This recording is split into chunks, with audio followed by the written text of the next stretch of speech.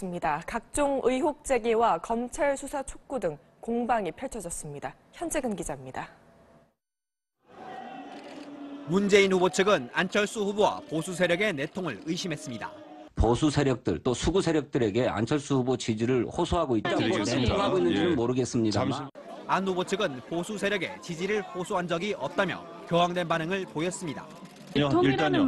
이현주 의원 약속대로 강효상 의원 나라가 큰일이에요. 문 후보 측은 또 안 후보 부인 김미경 교수의 연구 실적이 서울대 채용 최소 기준에 못 미쳤다고 주장했습니다. 채용 전 3년간 SCI 단독 논문이 불과 한 편에 불과해서 국민의당은 채용 특혜 의혹을 받고 있는 문 후보 아들 준용 씨의 응시 원서를 필적 감정한 결과 준용 씨의 것이 맞는 것으로 밝혀졌다며 인터넷에 떠도는 출처불명의 자료라는 문 후보 측의 주장을 반박했습니다.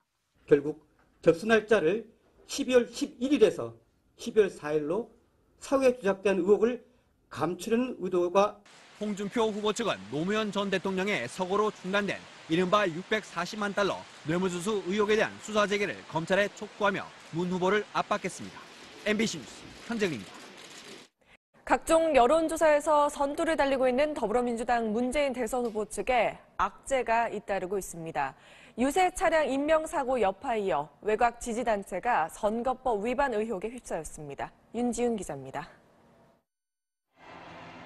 더불어민주당 대선 후보 경선 2차 선거인단 모집이 시작되던 날 문재인 후보의 외곽 지지단체인 더불어희망포럼의 회의록입니다. 2차 선거인단 모집이 안건으로 상정돼 있고 투표 시 확인 동료와 ARS를 끝까지 청취하도록 홍보하라는 등의 내용, 그리고 호남 지인들에게 전화 걸기 운동 전개, 악성 루머에 대한 방안 검토 시행 등의 지시사항이 담겨 있습니다. 선관위는 이 단체가 사조직인지 여부를 조사하고 있습니다. 사조직이 선거에 개입하면 선거법 위반이기 때문입니다. 논란이 일자 이 단체의 상임의장을 맡고 있는 문 후보 측 장영달 공동선대위원장은 사임했고 문 후보 측은 책임질 부분이 나오면 책임지겠다고 진화에 나섰습니다. 자유한국당은 선관위의 진상규명을 촉구했고 국민의당 박지원 대표는 몸통이 누구겠느냐며 문 후보를 겨냥했습니다. 유세 차량 사고와 관련해선 문 후보가 유족들의 거부에도 경호원까지 대동해 조문을 강행했다는 주장이 제기됐습니다. 이에 문 후보 측은 일부 유족이 격앙됐던 건 사실이지만 부풀려진 이야기라고 적극 해명했습니다. MBC 뉴스 윤지윤입니다. 국민의당 안철수 후보에게는 재산 형성 의혹이 꼬리표로 붙어 다녔습니다. 특히 안랩이 안 후보에게 발행한 신주 인수권부 사채 관련 의혹을 류병수 기자가 짚어봤습니다. 지난 1999년 안랩은 대주주인 안철수 후보에게 자금 3억 4천만 원을 빌리는 대가로 신주 인수권부 사채 BW 5만 주를 발행했습니다. 이 5만 주는 무상증자와 액면 분할을 거쳐 146만 주로 늘어났고 안 후보는 1년 뒤 25억 원을 내고 이 주식을 사들였습니다. 2001년 안랩이 코스닥에 상장되면서 주식의 가치는 300억 원을 넘어섰습니다. 그런데 1999년 당시 안랩은 잉여금이 32억 원으로 자금 여력이 있었지만 굳이 안 후보에게 운영자금을 빌려가며 BW를 발행한 부분에 대한 의혹이 제기됩니다. 2001년 안랩 사업 설명서에는 안철수 대표 이사의 지분율이 낮아 코스닥 등록 후 경영권 방어용으로 BW가 발행됐다고 적시하고 있습니다. 이런 과정이 배임죄로 결론난 2009년 삼성 SDS 사건과 유사하다는 주장도 나옵니다.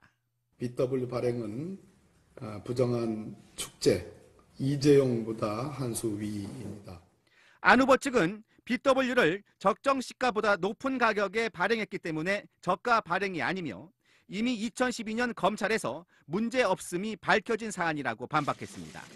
MBC 뉴스 유병수입니다. 가구당 평균 통신비가 한 달에 14만 원, 한 해 170만 원이 넘습니다.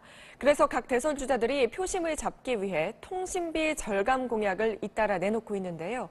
실효성이 있겠냐는 지적이 나오고 있습니다. 조현용 기자입니다. 북한이 쏜 미사일이 실제로 미국 본토까지 날아가는 일이 벌어질까? 미국이 이런 경우를 상정한 훈련을 벌입니다. 대북 군사 조치는 할 건가요? 묻는 질문에 트럼프 대통령은 미리 말해줄 리가 있겠냐며 기습 가능성을 열어두는 듯한 말을 했습니다. 워싱턴 현원섭 특파원입니다. 미 국방부가 다음 달 북한의 미사일을 격추하는 시험을 실시할 예정이라고 CNN이 보도했습니다. 이 시험은 미국이 북한과 이란에서 날아오는 미사일을 격추할 수 있는지 확인하기 위한 작전의 일부분이라고 CNN은 전했습니다. 1차 시험은 태평양 함상에서 실시되며 성능이 개선된 탄두와 더 큰 발사대가 동원될 예정인 것으로 알려졌습니다. 또 미 서부 지상에서 실시될 2차 시험은 북한의 ICBM 공격 가능성에 대비한 것으로 전해졌습니다. CNN은 특히 ICBM 격추 시험의 경우 성공률이 50-60%에 불과해서 미 본토 방어를 위해선 성공률을 높이는 게 시급하다고 강조했습니다. Ours and the Chinese to try to get this under control and aim for the denuclearized Korean Peninsula. 트럼프 대통령은 북핵 해결을 위해 중국이 협력하는 상황에서 무역 전쟁을 시작하고 싶지 않다면서 중국의 역할을 거듭 강조했습니다. 또 미국의 대북 전략에 대해 자신이 무슨 생각을 하는지 떠들고 싶지 않다면서 즉답을 피했습니다. I don't want to telegraph what I'm doing or what I'm thinking.